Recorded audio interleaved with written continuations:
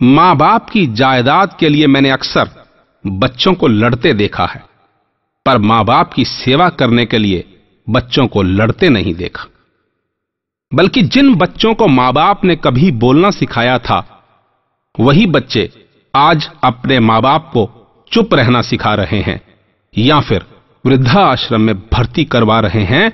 लेकिन मेरा कहना है कि चाहे लाख करो तुम पूजा और तीर्थ करो हजार, मगर मां बाप को ठुकराया तो सब कुछ है बेकार, सब कुछ है बेकार।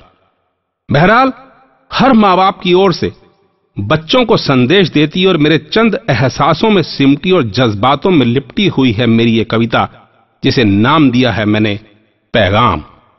जिस दिन तुम्हें लगे कि तुम्हारे मां बाप बूढ़े हो गए हैं, तो समझदारी का परिचय देते हुए उन्हें समझने की कोशिश करना। अपनी परेशानियों में अगर भूल से भी उनसे कोई भूल हो जाए, तो गुस्सा करने की बजाय अपने बचपन की शरारतें याद करना। उम्र के उस दौर में अगर वो तुम्हारी रफ्तार से चल ना पाए, तो उनका सहारा बन अपना लड़खड़ाता हुआ पहला कदम याद करना। उनकी कोई इच्छा, कोई चाहत अगर बेवजह सी लगती हो, तो पेट काट कर पूरी की गई तुम्हारी ख्वाहिशों को याद करना। उनके ही बनाए हुए घर में अगर आज उन्हें कोई बिस्तर नसीब नहीं होता, तो अपनी मां की नरम गोद और बाप की बाहों के झूले को याद करना। उन्हें मां बाप कहने में अगर शर्म आती हो या कोई ऐतराज हो, तो अपनी रगों में अपने बाप का खून, मां के दूध को याद करना।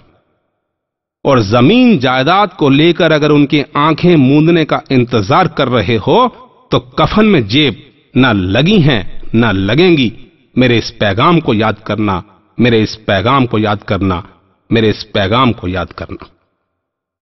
बस इतनी सी थी मेरी ये पेशकश, मेरी भावनाओं के बवंडर में लिपटी और जज्बातों के तूफान में सिमटी हुई। मुझे उम्मीद है आपको पसंद आई होगी।